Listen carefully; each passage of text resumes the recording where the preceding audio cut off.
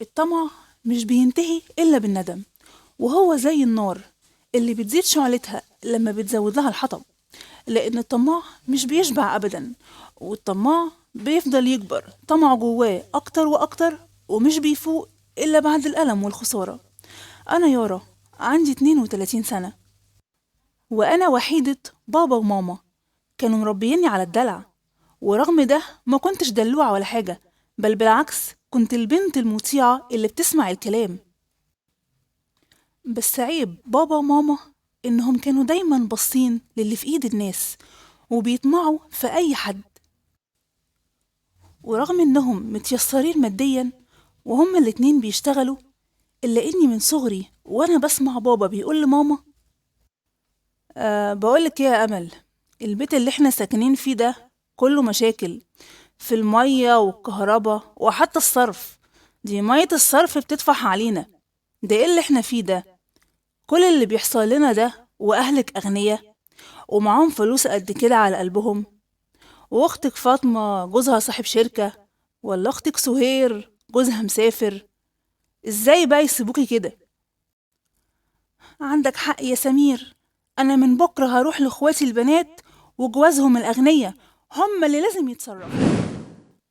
وتاني يوم ماما راحت لإخواتها اللي كانوا متجمعين كلهم، كل واحدة معاها جوزها في يوم الأجازة كالمعتاد، وقالت لهم: حرام عليكم، ازاي تسيبوني مية الصرف تدفع عليا وعيش بالشكل ده؟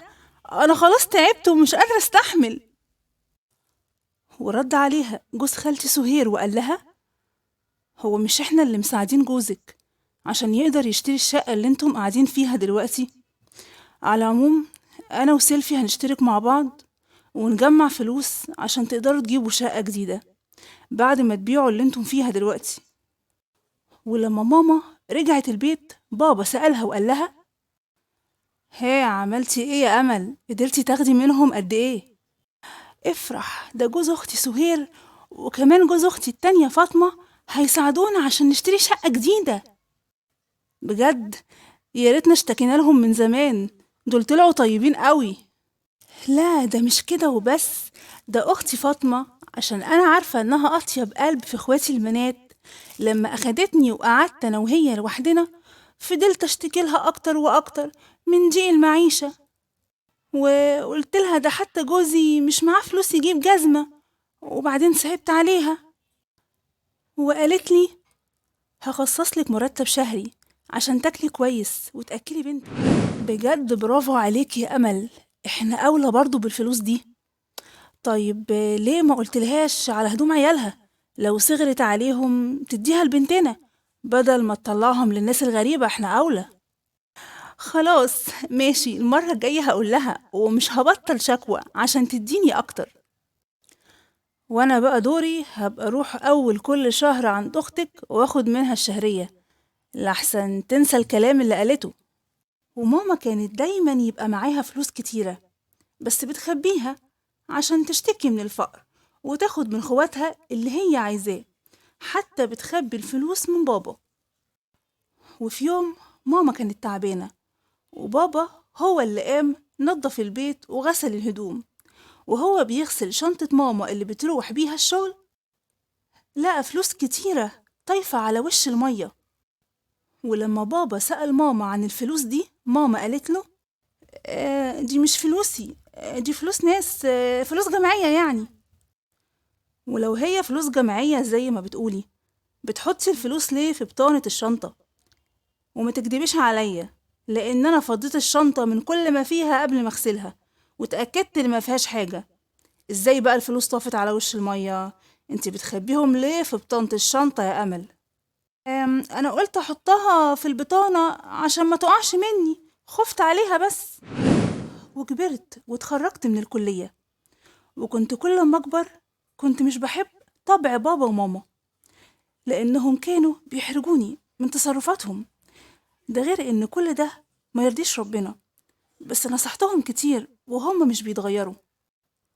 ومن أيام الكلية وأنا بيتقدم لي عرسان كتير، بس بابا وماما كانوا بيرفضوا علشان عايزين العريس المنتظر، وده في نظرهم الغني اللي يقدر يملى عينيهم ويفرضوا شروطهم عليه، وكأنهم بيبيعوا ويشتروا فيا.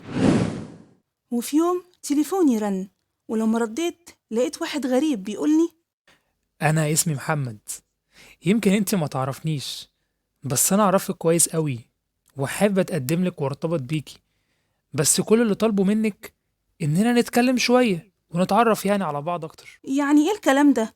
هو انت بتعاكس؟ وبعدين قفلت في وشه التليفون، وهو كلمني كتير وما يقس، ولما رديت عليه قال لي: صدقيني أنا مش بكدب عليكي، أنا عايز أرتبط بيكي. أنا عايزك بس تقابليني مرة وهتعرفي وتتأكدي إن أنا مش كداب.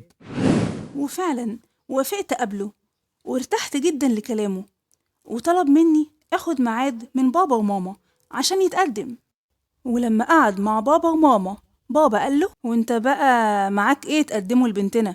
خلي بالك، بنتنا مش اي حاجة، دي جميلة ومتعلمة. قولي بقى ايه مادياتك؟ بص بقى يا محمد، احنا لينا شروط عشان تاخد بنتنا الوحيدة، والشروط دي ان يبقى ليها شقة تكتبها باسمها، وهتكتب قايمة عند محامي اكتب فيها حاجاتها وحاجاتك. موافق؟ ماشي ماشي، أنا موافق يا يارا، لأني فعلا شريكي وعايزك. مادام موافق على شروطنا يبقى على خيرة الله. وطبعا بقى ما تنساش الفرح، احنا عايزين فرح كبير، ده احنا ملناش غيرها وعايزين نفرح كويس. طبعا انا زعلت جدا من كلام بابا وماما مع محمد، لان الطمع باين في كلامهم قوي، وخفت إنه ما يوافقش على شروطهم والجوازة تبوظ، وخفت كمان من إنه حتى لو وافق هيبقى كده جوزي عارف حقيقة أهلي، ويمكن يعايرني بيهم في يوم من الأيام. بس استغربت جدا لما لقيته موافق، وبكده اتأكدت إنه فعلا بيحبني وشاريني. وجه يوم الفرح وأمي كانت فرحانة وعمالة ترقص، وبعد ما روحنا على بيتنا لقيت محمد بيقولي: شفتي بقى قد إيه أنا شريكي وعايزك رغم اللي عملوه أهلك فيا، بس أنا برضو ما اهتمتش بكل ده وأخدتك في الآخر. وتاني يوم الصبح، يعني يوم صباحيتي، صحيت على أكبر صدمة في حياتي. قمت من النوم ملقتش محمد، فضلت أتصل بيه بس مفيش فايدة. اضطريت أكلم أهلي، وبابا وماما فضلوا يدوروا عليه بس برضه من غير فايدة. حتى أهل ماما هم كمان عرفوا بالخبر ده وبدأوا يدوروا عليه معانا.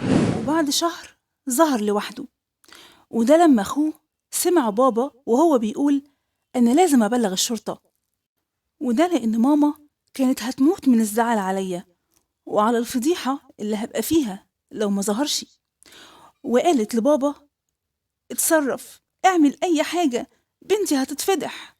ولما محمد رجع ظهر على حقيقته وقال لماما: بصي اختاري بين حاجتين، يا إما تاخدي الشقة والحاجات المكتوبة في القايمة وأطلق بنتك وأفضحها وهي لسه عروسة، والناس بقى تقول يا ترى البنت دي جوزها ليه طلقها بعد كام يوم جواز، هو شاف عليها حاجة ولا إيه بس لا سمح الله. أو الشقة بتاعتي ترجع لي وتتنازلي عن القايمة وأنا أعيش عادي مع بنتك ولا كأن حصل أي حاجة ونرجع أحباب تاني. ها قلتي إيه؟ قلت موافقة على كل كلامك، بس ما تفضحش بنتي. شفتي بقى، الطمع بيقل ما جمع. وصحيح زي ما بيقولوا طمعانجي بناله بيت فلسنجي سكنله فيه. واضطريت أعيش مع شخص مخادع ضحك عليا، وكل ده عشان طمع أمي وأبويا. وعشت معاه أسوأ أيام حياتي، وخلفت منه بنت، وكنت عارفة إن واحد بالأخلاق دي أكيد مش هيتقي الله فيا، واستحملت كتير أخلاقه السيئة معايا وأهانته ليا. وفي الآخر طلبت منه الطلاق، وهو طلقني بكل سهولة وكأنه ما صدق يخلص مني، وقال لي: أنا مش عايز أشوف وشك تاني ولا حتى أشوف وش بنتك دي، بس تبريني ملكيش عندي أي حقوق، وارجعي بقى لأهلك الطمعانين وخليهم يصرفوا عليكي وعلى بنتك. أنا أول ما دخلت البيت عندكم عشان أتقدم لك فهمت أهلك على طول، وعشان كده قررت إن آخد كل حاجة أنا عايزها واضحك عليهم بعد ما كانوا هما اللي عايزين يضحكوا عليا. ورجعت بيت أهلي مع بنتي وقلت لأمي: أدينا أهو يا ماما، عملت اللي قلتلي عليه، وعشت معاه فترة عشان الناس ما تقولش عليا واحدة معيوبة، وفي الآخر جبت بنت ملهاش أي ذنب. وانت يا ماما، انت وبابا، لما جه واحد زي ده يتقدم لي كان كل همكم واحد غني، مش واحد يتقل فيا. حرام عليكم بجد، حرام.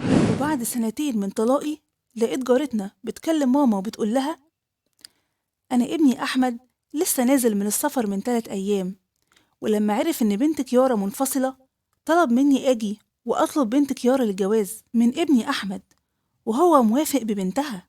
خدي رأي يارا، ولو موافقة هنيجي نتقدم بكرة إن شاء الله. فرحت جدا وحسيت إن ده عوض ربنا. وبعد خطوبتنا لقيت أحمد بيقولي: تعرفي يا يارا، أنا كنت عايز أطلبك من زمان، من قبل حتى مسافر، بس ظروفي المادية كانت صعبة، ولما سافرت وبقيت جاهز عرفت إنك اتجوزتي. زعلت جدا، وأول ما عرفت بانفصالك ما ترددتش لحظة إن أتقدملك. انتي إنسانة جميلة ومحترمة، ربنا يقدرني واسعدك. وفهمت إن كل اللي حصل لي كان عقاب لأمي وأبويا على طمعهم، وفي نفس الوقت كان اختبار ليا أنا، ولأني صبرت ربنا عوضني. وفهمت كمان إن سعادة الأبناء في إيد الآباء، لأن التقوى تنفع الذرية.